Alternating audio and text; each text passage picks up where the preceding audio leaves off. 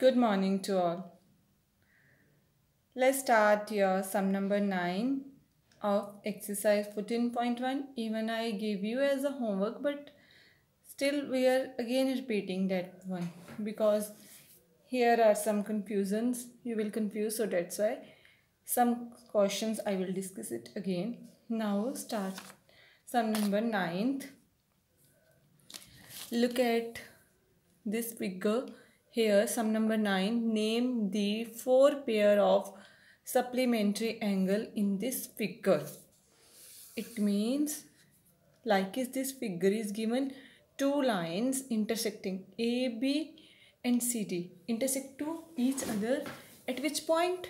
At O point. It means here how many angles are making? 1, 2, 3, 4. How many are making here?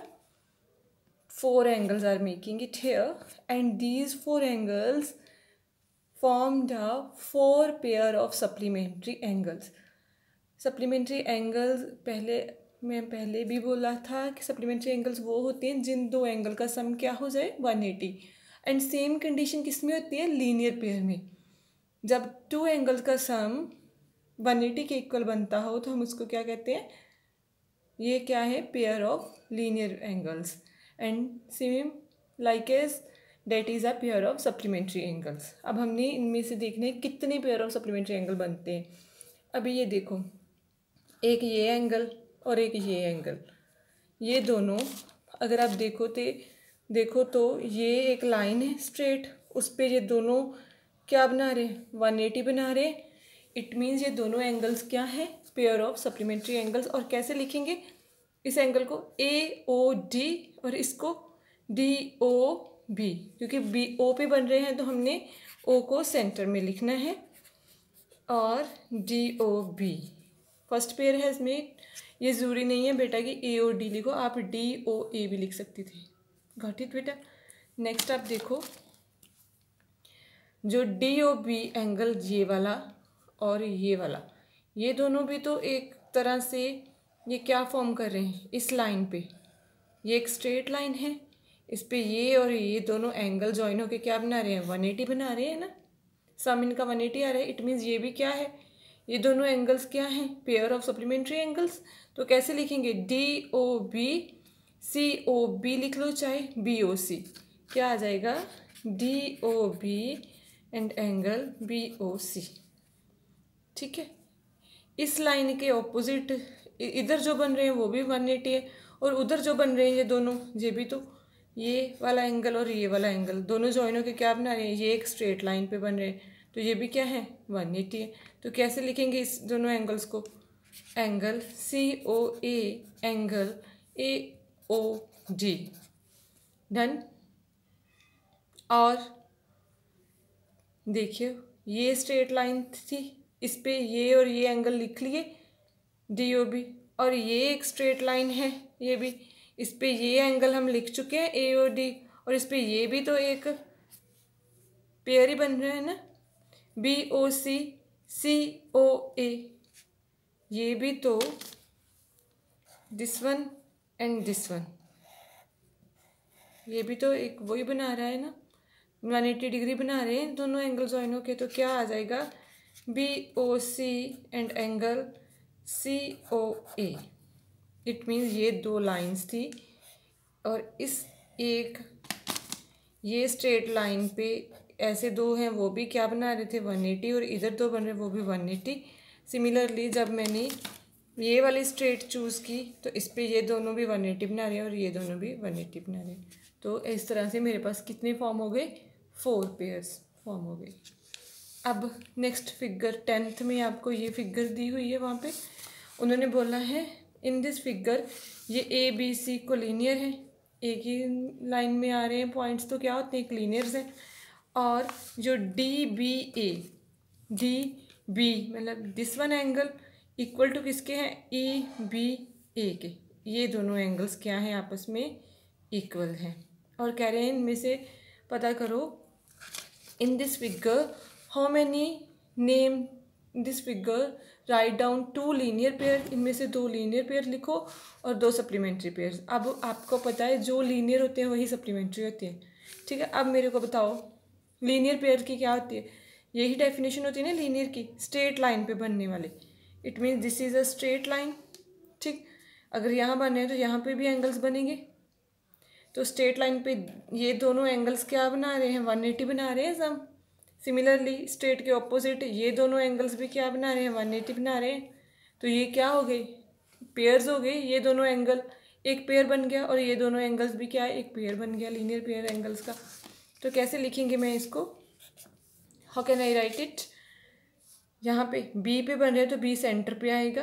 पहले ये वाला और ये दोनों बना रहे थे ना, तो A B D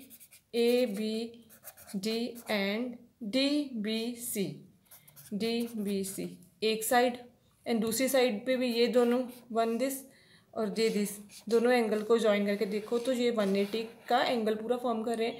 it means these two angle is a pair of linear angles. So कैसे लिखूंगी, A B E angle A B E and angle E B C and similarly these angles are a supplementary angle. अब पहले ही मैंने आपको बताया था ना, जो भी सप्लीमेंट्री वही होते हैं कि जिनका सम किसके इक्वल हो जाए, 180 के। और लीनियर पेयर में भी वही कंडीशन होती है कि दो एंगल्स का सम अगर 180 के इक्वल आ रहा है, इट मीन्स वो जो एंगल्स हैं क्या है, पेयर ऑफ लीनियर एंगल्स। और same that is a pair of supplementary angle. Same angle will write down under the supplementary angles. Got it. Next is 11th. I am going to repeat the statement, so please listen it. If two supplementary angles have equal measure, then what is the measure of each angle? कह रहे हैं दो supplementary angles की same measurement है, तो पता करो उसकी मेजरमेंट क्या है, एक एंगल की मेजरमेंट क्या है।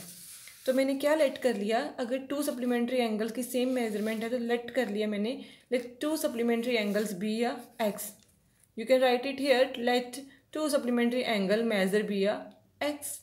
ठीक, अगर सेम है तो अगर मैंने एक की मेजरमेंट एक्स सेलेक्ट करूँगी तो दूसरे की भी क्या होगी, एक्स होगी। और मुझे पता है कि सप्लीमेंट्री एंगल्स का सम क्या होता है, 180। अगर एक एक्स है तो दूसरा भी सेम मेजरमेंट है, it means one supplementary angle is x, then second is also x. दोनों को प्लस किसके इक्वल आ जाएगा, 180 के। देन एक्स प्लस एक्स क्या बन गया, 2x is equal to 180। X उधर जगह डिवाइड हो गया तो कितना आ गया आंसर मेरे पास, 90 degree. It means measurement of two supplementary angles is 90 degree. Got it. Sum number 12. If the complement of an angle is 28 then find the supplement of the angle. हमें एक एंगल गिवन है 28 और उन्होंने कहा है इसका सप्लीमेंट्री एंगल फाइंड आउट करो। जब भी हमें कुछ नहीं पता होता, जिस चीज़ को फाइंड आउट करना है, हम क्या लेट कर लेते हैं, let x be the supplement angle. ठीक है, एक का एंगल गिवन है और दूसरा सप्लीमेंट क्या होगा, मैंने एक्स लेट कर लिया।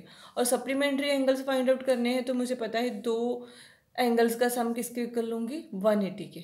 सप्लीमेंट्री में 180 के इक्वल लिया, तो आफ्टर ये सब्ट्रैक्ट होके मेरे पास आंसर क्या आ गया, एक्स क्या आ गया, 152 degree. It means supplementary angle be आ 152 degree. I think this is similar with sum number 3, linear pair, vertical opposite, but I am going to repeat. हमारे पास ये one thing is more beta, 12 sum supplementary we have find it here, and the sum number 19. In the 19 you have to find a complement. It means एक आपने दिया है, एक आपने late करना है, तो उनका सम किसके इक्वल लेना है, जब कंप्लीमेंट्री निकालने हैं तो 90 के। अदरवाइज सेम यही ऐसी सेम मीन्स यही स्टेपिंग आएंगे, बट कंप्लीमेंट है तो 180 की जगह पर क्या आ जाएगा, 90 डिग्री। अब 13th we are going to repeat. ये मेरे पास डायग्राम है 13th की, और इसमें से उन्होंने इस डायग्राम में से कहा है कि क्या लिखो, लीनियर पेयर एंगल्स के पेयर लिखो और वर्टिकल ऑपोजिट एंगल्स के पेयर लिखो। अब देखो ये एक स्ट्रेट लाइन है, आपने इधर सब किसी को कंसीडर नहीं करना, फर्स्टली यहाँ पे देखना है। अब ये एंगल 1 एंड एंगल 4 क्या बना रहे हैं, जॉइन होके ये दोनों पूरा 180 बना रहे हैं। It means angle 1 and angle 4 क्या है, पेयर ऑफ लीनियर एंगल्स। आगे ये एंगल 4 एंड एंगल 3 जॉइन होके बना रहे हैं, तो ये भी क्या है, 4 और 3 लीनियर पेयर एंगल्स। अब 3 और 2 180 बना रहे हैं क्योंकि ये स्ट्रेट लाइन है, स्ट्रेट लाइन पे बनेंगे तो 180 का सम आ जाएगा।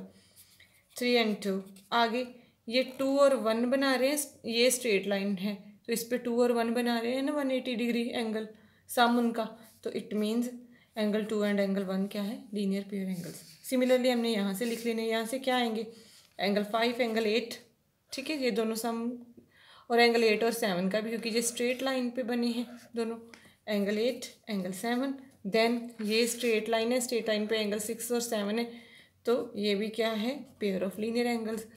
ये भी एक स्ट्रेट है, स्ट्रेट पे 6 और 5 है तो ये क्या है लीनियर पेयर, लीनियर का पेयर। सिमिलरली यहाँ से आ जाएगा 9 and 12। I think it's clear to you how I am writing, so no need to repeat again and again that thing.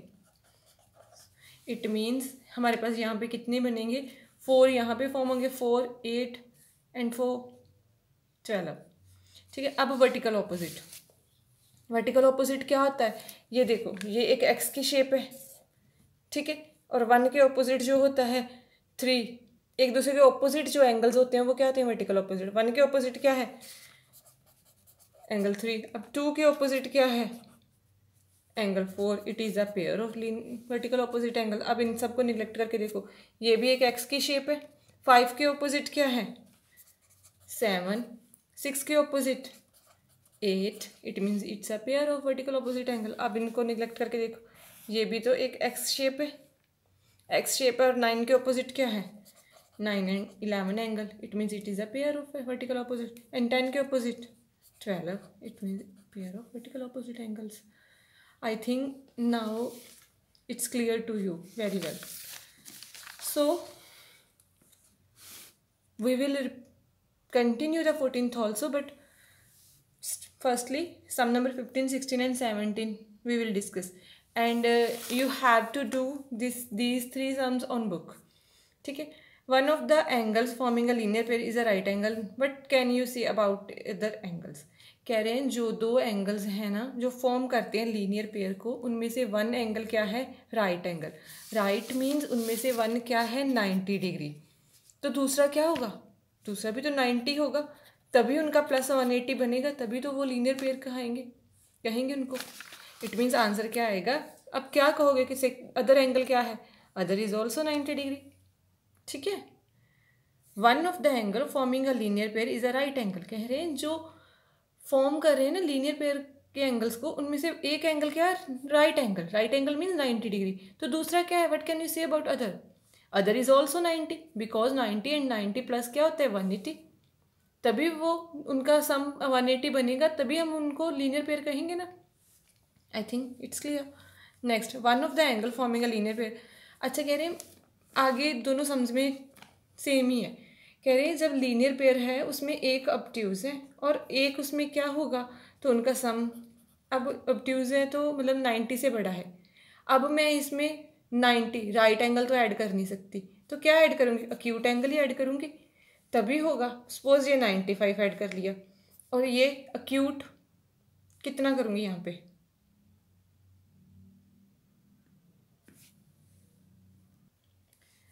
पे मैं कर लेती हूँ 85, तो इनका प्लस क्या बनेगा 180 डिग्री, क्योंकि ऑब्ट्यूज क्या होते हैं 90 से बड़े और एक्यूट क्या होते हैं 60 से, 90 से छोटे और 60 से बड़े वो क्या होते हैं एक्यूट होते हैं।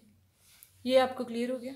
नेक्स्ट आप देखो one of the angle forming a linear pair, कह रहे हैं जो वो एंगल्स लीनियर पेयर को फॉर्म करें उनमें से एक क्या है एक्यूट, तो दूसरा क्या होगा, अगर एक एक्यूट है तो दूसरा ऑब्ट्यूज होगा तभी उनका प्लस 180 होगा, तो इसका आंसर आ जाएगा आपके पास एक्यूट और इसका आ जाएगा ऑब्ट्यूज। आपने ये बुक पे लिख देनी। गॉट इट बेटा। Next your homework is there 18, 19 and 23, 25 and 26. I will not repeat these sums. Okay, thanks and have a nice day.